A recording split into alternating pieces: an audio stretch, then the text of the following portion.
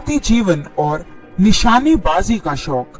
चंद्रशेखर आजाद का जन्म 23 जुलाई 1906 को मध्य प्रदेश के भाभरा गांव में हुआ था। उनके सम्मान में अब इस गांव का नाम बदलकर चंद्रशेखर आजाद नगर कर दिया गया है। मूल रूप से उनका परिवार उत्तर प्रदेश के उन्नाव जिले के बदरका गांव से था, लेकिन पिता सीताराम तिवारी को अकाल के कारण अपने पैतृक गांव को छोड़कर मध्य प्रदेश के भाभरा का रुख करना पड़ा। ये भील जनजाति बहुल इलाका है और इसी वजह से बालक चंद्रशेखर को भील बालकों के साथ धनु विद्या और निशानेबाजी करने का खूब मौका मिला और निशानेबाजी उनका शौक बन गया। बालक चंद्रशेखर बचपन से ही विद्रोही स्वभाव के थे। पढ़ाई से ज्यादा उनका मन खेल गतिविधियों में लगता था। इसके बाद वह घटना घटी जिसने पूरे हिंदुस्तान को हिलाकर रख दिया। जलियांवाला बाग हत्याकांड ने बालक चंद्रशेखर को झकझोर कर रख दिया और उन्होंने ईंट का जवाब पत्थर से देने की ठान ली। मेरा नाम आजाद है। वैसे तो पंडित चंद्रशेखर तिवारी को उनके दोस्त पंडित जी बलराज और क्विक सिल्वर जैसे कई उपनामों से बुलाते थे, लेकिन आजाद उपनाम सबसे खास था और चंद्रशेखर को पसंद भी था। उन्होंने अपने नाम के साथ तिवारी की जगह आजाद लिखना पसंद किया। चंद्रशेखर को जाति बंधन भी स्वीकार नहीं था।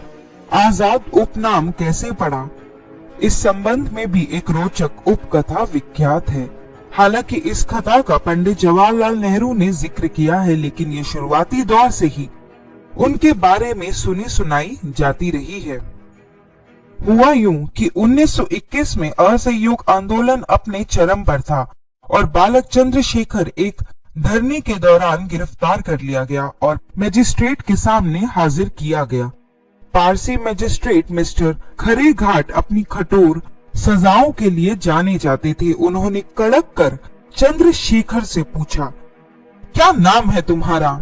चंद्रशेखर ने संयत भाव से उत्तर दिया, मेरा नाम आजाद है। मजिस्ट्रेट ने दूसरा सवाल किया, तुम्हारे पिता का क्या नाम है?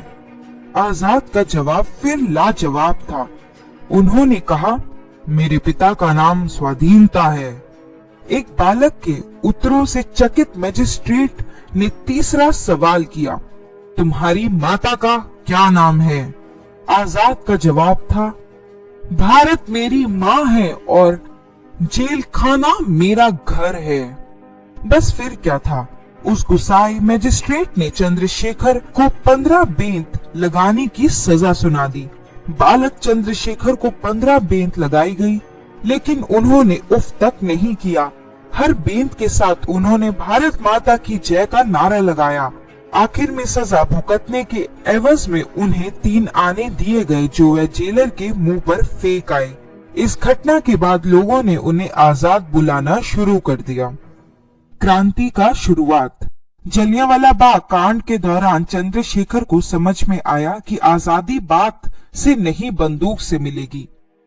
हालांकि उन दिनों महात्मा गांधी और कांग्रेस का अहिंसात्मक आंदोलन अपने चरम पर था और पूरे देश में उन्हें भारी समर्थन मिल रहा था। चंद्रशेखर आजाद ने भी महात्मा गांधी द्वारा चलाए जा रहे असहयोग आंदोलन में हिस्सा लिया और सजा पाई, लेकिन चोरा चोरी कांड के बाद जब आंदोलन वापस लिया गया तो आजाद का कांग्रेस से मोह भंग हो गया। चंद्रशेखर आजाद ने बनारस का रुख किया। बनारस उन दिनों भारत में क्रांतिकारी गतिविधियों का केंद्र हुआ करता था। बनारस से वह देश के महान क्रांतिकारी मनमथनाथ गुप्त और प्रणवेश चटर्जी के संपर्क में आए। इन नेताओं से वह इतने प्रभावित हुए कि वह क्रांतिकारी दल हिंदुस्तान प्रजातंत्र संघ के सदस्य बन गए। दल ने पूरे देश को अपने उद्देश्यों को परिचित करवाने के लिए अपना मशहूर पैम्फलेट द रेवोल्यूशनरी प्रकाशित किया। इसके बाद उस घटना को अंजाम दिया गया जो भारतीय क्रांति के इतिहास के अमर पन्नों में सुनहरे अक्षरों में दर्ज है। काकोरी कांड। काकोरी कांड और कमांडर इन चीफ।